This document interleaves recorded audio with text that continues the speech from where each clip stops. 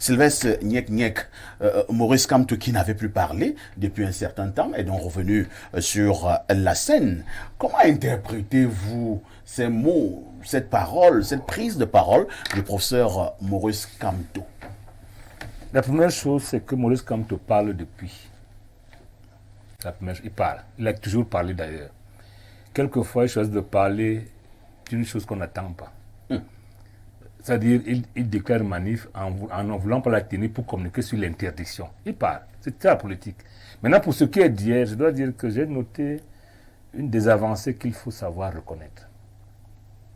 Professeur Maurice Kamto a reconnu, a remercié, a même célébré l'autorité administrative qui n'a fait que son travail.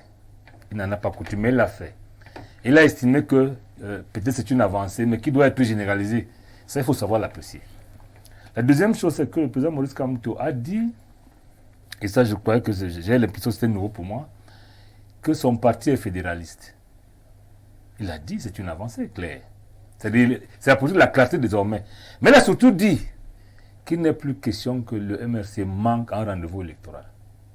Et invité par conséquent ses militants à s'inscrire massivement sur les électorales. Évidemment. Avez-vous l'impression que le professeur Maurice Kamto regrette donc effectivement le fait qu'à un moment donné, il avait décidé de ne pas aller à l'élection? Je n'ai pas à juger ses regrets ou non. Je constate qu'il a dit une chose avant, une autre après. Pour moi, c'est une évolution. Vous voulez dire que, est-ce que quelqu'un ne te dira pas aussi que le professeur Maurice Kamto brille par une certaine incohérence? Non, moi, j'appelle pas ça incohérence, j'appelle ça évolution. Il y a des incohérences dans les évolutions, mais moi, je préfère m'en tenir à l'évolution. Il a dit une chose hier, que la plupart de ses militants... Maintenant qu'il demande à ses militants de se préparer et aller aux élections, et que son parti ne manquera plus une consultation électorale, est-ce que cela, lorsqu'il le dit, c'est qu'il critiquait avant pour ne pas aller à l'élection, est-ce qu'il y a eu changement? Est-ce qu'il y a eu avancée de ce côté? Il critiquait par exemple le code... Je voulais en venir. Oui. Vous savez, il est trop facile de refuser la nourriture que vous n'avez pas. Et les chrétiens, pendant le carême, refusent pour la plupart de manger la viande, alors que la moitié de ces chrétiens n'a même pas accès à la viande. C'est un peu ça.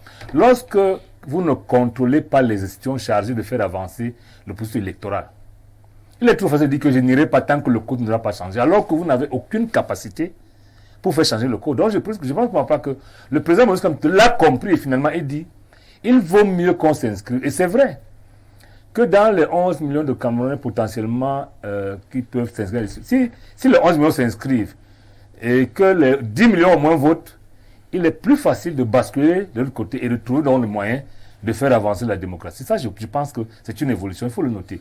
Mais moi, là où je ne suis pas d'accord avec lui, c'est le fait de dire que s'il arrive au pouvoir, il va protéger, lui, l'individu Kamto, la famille de Paul Biya et sa famille. Non. Il faudra, moi je suis de ceux qui pensent. Pourquoi vous n'êtes pas d'accord? Je ne suis pas d'accord, je m'en donne la liberté d'ailleurs. Parce que j'estime que la protection des hommes, de leur famille, de leurs biens est du ressort de la loi. Moi j'aurais bien voulu qu'ils nous disent, s'il arrive au pouvoir, il va monter un projet de manière qu'on puisse protéger tous les anciens présidents. Parce qu'en fait, ce qui bloque l'évolution de l'alternance, pas de la démocratie, c'est quelquefois la peur du lendemain. C'est-à-dire quelqu'un est arrivé au pouvoir, il n'y a que celui qui ne fait rien qui ne se trompe pas. Il a posé des actes, il y en a qui sont bons, du moins qu'on a apprécié, d'autres pas. Lorsqu'il veut partir, il est hanté par le fait de savoir comment il va être traité, de comment sa famille va être traitée. Ça l'empêche de partir en paix. Et du coup, il a l'impression que tant qu'il n'est pas au pouvoir, sa famille n'est pas en sécurité. C'est un problème. Il faut vraiment acter ce problème et l'adresser. Et moi, c'est des choses de la loi pour dire, par exemple. C'est vrai que la loi protège l'ancien président parce que les sénateurs à vie. Mais on sait également que comme c'est constitutionnel, on peut changer la constitution. On a vu les gens qui hier étaient contre le changement de constitution qui l'ont changé. Donc le plus important pour moi, c'est un régime de loi. Oui, je suis pas là parce qu'en fait, il ne faut pas qu'on vende l'homme. J'observe quand même que depuis un certain temps, on a vendu l'homme Paul Biya comme on a vendu l'homme Kamto au lieu de vendre le RDPC et le MRC. Si aujourd'hui il y a un changement notable, je l'observe, que de plus on parle du MRC et moins de l'homme, parce que la réalité c'est que les partis politiques doivent suivre à leurs leaders actuels. Je finis en vous disant que il faudra qu'on ait un régime qui a comme encadrement les lois seulement et pas les humeurs et les volontés des hommes. Merci beaucoup.